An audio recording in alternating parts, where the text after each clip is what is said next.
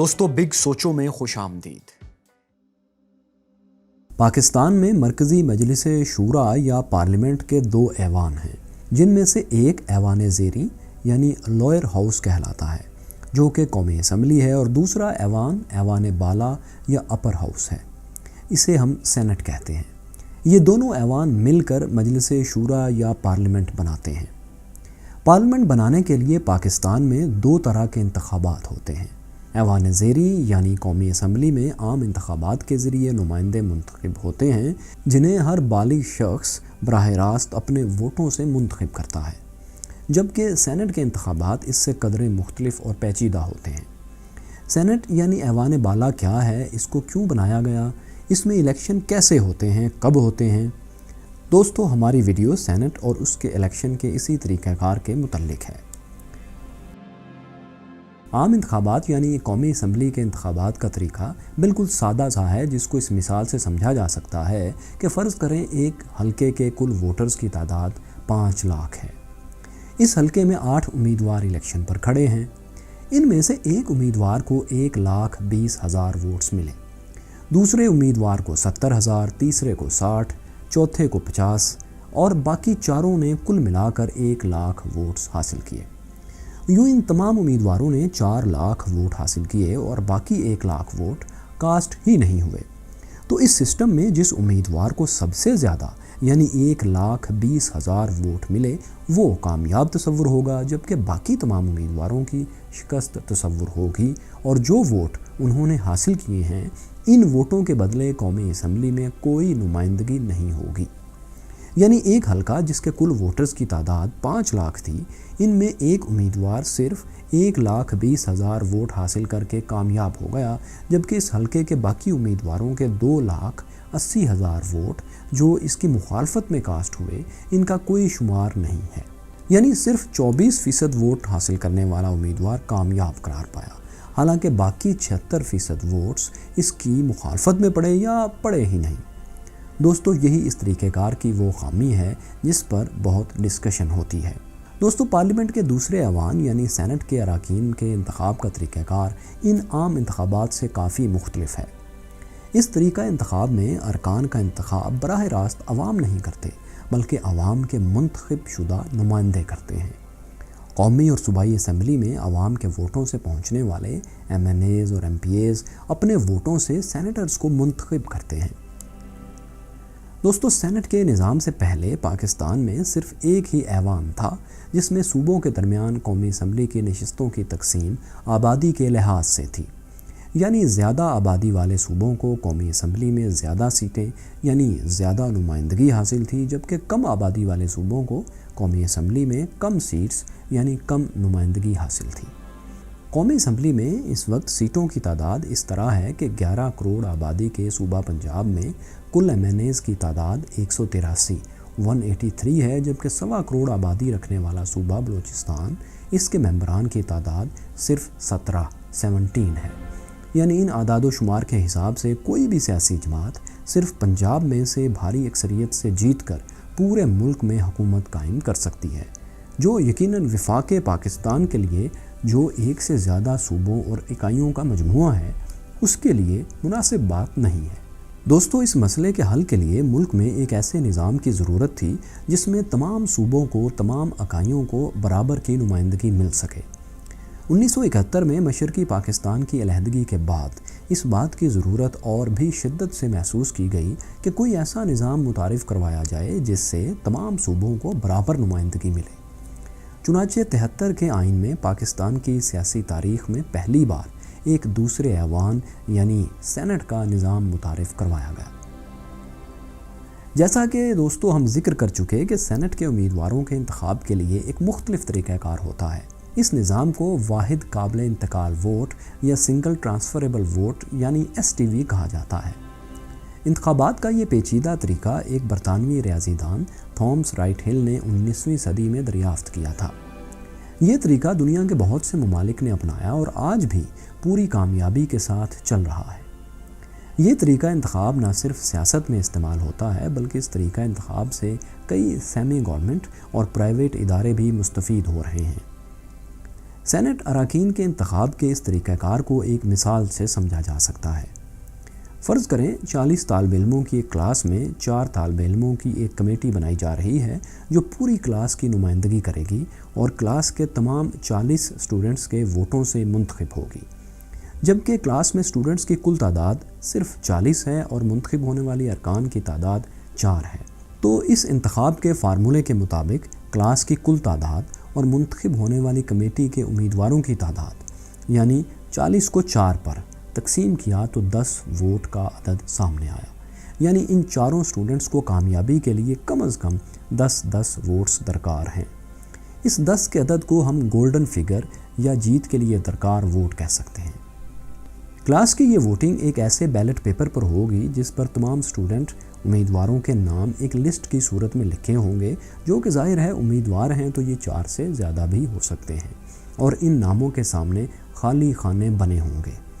ان امیدواروں کو ووٹ دینے والے 40 اسٹوڈنٹس ان خانوں میں اپنی ترجیح کے حساب سے ان کو نمبرنگ دیں گے، یعنی اپنے سب سے پسندیدہ امیدوار کو پہلے نمبر پر اور سب سے کم پسندیدہ امیدوار کو آخری نمبر دیں گے، اور پھر ان بیلٹ پیپرز کی ترجیحی نمبرنگ ان امیدواروں کی جیت کا فیصلہ کرے گی۔ ان 5 امیدواروں کو جن میں سے 4 منتخب ہونا ہے ہم A, B, C, D اور E کا نام دیں گے۔ تو فرض کریں اسٹوڈنٹ A کو 20 ووٹس ملے، B کو 6، اسٹوڈنٹ C کو 7، D کو 5 اور اسٹوڈنٹ E کو امیدوار E کو صرف 2 ووٹس ملے۔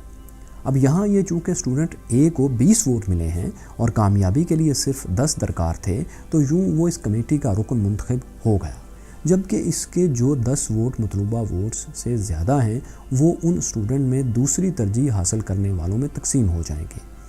مثال کے طور پر ان 10 اضافی ووٹس میں سے B کو 6 اسٹوڈنٹس نے دوسری ترجیح پر رکھا تھا، تو 10 ووٹس میں سے 6 ووٹس اسے مل گئے، جس میں سے اس کے کل ووٹ 12 ہو گئے۔ اسی طرح C کو 3 اسٹوڈنٹس نے دوسری ترجیح پر رکھا تو 3 ووٹ اسے مل جائیں گے اور اس کے ووٹس 10 ہو جائیں گے اور وہ بھی منتخب ہو جائے گا۔ اس طرح D کو 1 اسٹوڈنٹ نے دوسری ترجیح پر رکھا تو باقی 1 ووٹ D کو مل جائے گا، اس کے ووٹس 6 ہو جائیں گے۔ اس طرح اب اس لسٹ میں B کے 12 ووٹ ہو گئے، جبکہ اسے کامیابی کے لیے 10 ووٹ درکار تھے، تو اس کے اوپر کے 2 ووٹ لسٹ میں تیسری ترجیح حاصل کرنے والے اسٹوڈنٹ کو مل جائیں گے۔ مثال کے طور پر D کو 2 لوگوں نے تیسری ترجیح پر رکھا تو وہ دونوں ووٹس D کو مل جائیں گے۔ اس طرح D کے ووٹس 8 ہو جائیں گے، اور چونکہ اس فارمولے کے تحت اگر کوئی امیدوار گولڈن فگر حاصل نہ کر پائے لیکن اس کے ووٹوں کی تعداد باقیوں سے زیادہ ہو تو وہ کامیاب تصور ہوگا، تو اس لیے یہاں D کامیاب تصور ہوگا اور اس کمیٹی میں A, B, C اور D منتخب ہو جائیں گے۔ دوستو، جس طرح اس مثال میں امیدوار A کے 10 اضافی ووٹس باقی ممبرز کو ٹرانسفر ہو گئے اور اسٹوڈنٹ کو دوبارہ ووٹ نہیں ڈالنا پڑا، یعنی ان کا ایک ہی ووٹ دوسری اور تیسری ترجیح والے امیدوار کو منتقل یا ٹرانسفر ہو گیا، اسی لیے اس طریقہ انتخاب کو سنگل ٹرانسفریبل ووٹ یعنی STV کہا جاتا ہے، اور اسی طریقے سے پاکستان کے سینٹ انتخابات میں اراکین کو چنا جاتا ہے۔ سینٹ اور قومی اسمبلی ایک ہی بلڈنگ میں واقع ہے اور دونوں ایوانوں سے منتخب ہونے والے اراکین کے تمام اجلاس مختلف فلورز پر پارلیمنٹ ہاؤس کی ہی عمارت میں ہوتے ہیں۔ سینٹ اور قومی اسمبلی میں ایک فرق یہ بھی ہے کہ قومی اسمبلی اپنی مدت کے اختتام پر عام انتخابات سے پہلے تحلیل ہو جاتی ہے اور ایک نگران حکومت اس کی جگہ لے لیتی ہے، جبکہ سینٹ میں ایسا نہیں ہوتا۔ سینٹ کسی بھی صورت میں تحلیل نہیں ہو سکتا۔ اسی طرح قومی اسمبلی کے اراکین 5 سال کے لیے منتخب ہوتے ہیں، جبکہ سینٹ کے اراکین 6 سالہ مدت کے لیے منتخب ہوتے ہیں۔ سینٹ میں ہر 3 سال بعد آدھے ارکان ریٹائرڈ ہو جاتے ہیں اور ہر 3 سال بعد ہی سینٹ کے انتخابات ہوتے ہیں، یعنی ہر 3 سال بعد بیسیکلی سینٹ کے آدھے ممبرز کا انتخاب ہوتا ہے۔ ہر 3 سال بعد جو اراکین ریٹائرڈ ہوتے ہیں وہ اپنی 6 سالہ مدت پوری کر کے ہی ریٹائرڈ ہوتے ہیں، یعنی ہر رکن کی ٹرم کے بیچ میں ایک ایسا الیکشن بھی آتا ہے جس میں وہ امیدوار نہیں ہوتا یا اس کی ٹرم ختم نہیں ہونا ہوتی۔ چاروں صوبوں کے سینیٹرز کے انتخاب کے لیے پولنگ چاروں متعلقہ صوبائی اسمبلیوں میں، جبکہ اسلام آباد اور فاٹا کی سیٹوں کے لیے پولنگ قومی اسمبلی میں ہوتی ہے۔ سینٹ کے انتخاب کے بعد ان تمام کامیاب ہونے والے امیدواروں میں سے ایک ممبر کو 3 سال کے عرصے کے لیے چیئرمین سینٹ اور ایک ممبر کو ڈپٹی چیئرمین سینٹ چن لیا جاتا ہے۔ اس کے علاوہ یہ بات بھی قابل ذکر ہے کہ صدر پاکستان کی غیر موجودگی میں چیئرمین سینٹ ہی ملک کا قائم مقام صدر ہوتا ہے۔ دوستو 1973 میں سینٹ ممبرز کی کل تعداد 45 تھی، جو 1977 میں بڑھا کر 63 کر دی گئی۔ پھر 1985 میں یہ تعداد 87 کر دی گئی اور 2002 میں یہ تعداد 100 تک پہنچ گئی۔ 2015 میں 4 اقلیتی سیٹیں شامل کر کے ان ممبرز کی تعداد بڑھا کر 104 کر دی گئی۔ 104 سینیٹرز کے اس ایوان میں چاروں صوبوں سے کل 23 اراکین ہوتے ہیں۔ ہر صوبے کے ان 23 میں سے 14 جنرل اراکین، 4 خواتین، 4 ٹیکنوکریٹ یا علماء اور 1 اقلیتی رکن شامل ہے۔ چاروں صوبوں کے ان 92 سینیٹرز کے علاوہ فاٹا سے 8 ارکان، اسلام آباد سے 4 ارکان سینٹ کا حصہ ہوتے ہیں۔ لیکن اب چونکہ فاٹا اور کے پی کا انضمام ہو چکا ہے تو فاٹا کی ان 8 سیٹوں کا حتمی فیصلہ ہونا ابھی باقی ہے کہ انہیں مکمل طور پر خارج کر دیا جائے گا یا پھر صوبوں میں بانٹ دیا جائے گا۔ دوستو آخری بار سینٹ الیکشن 2018 میں ہوئے تھے۔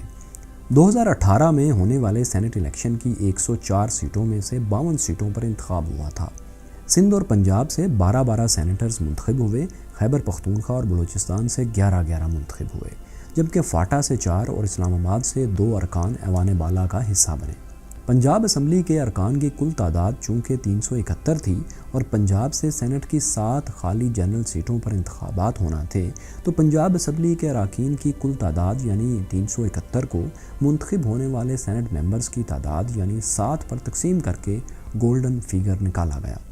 اس فارمولے کے تحت ہر امیدوار کے لیے مطلوبہ ووٹوں کی تعداد یعنی گولڈن فگر 53 بنی، یعنی پنجاب سے 1 جنرل سیٹ حاصل کرنے کے لیے امیدوار نے 53 ووٹس حاصل کرنا تھے۔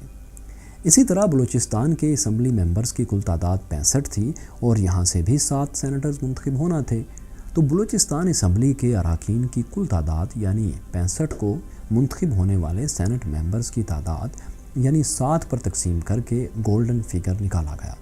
یہاں پر گولڈن فگر 9 آیا، یعنی بلوچستان سے 1 جنرل سیٹ حاصل کرنے کے لیے امیدوار نے 9 ووٹس حاصل کرنا تھے۔ اس فارمولے کے تحت کے پی کے اور سندھ کی صوبائی اسمبلیوں کے ارکان کا انتخاب بھی ہوا تھا۔ دوستو 2018 کے بعد سینٹ کے یہ انتخابات 2021 میں منعقد ہو رہے ہیں۔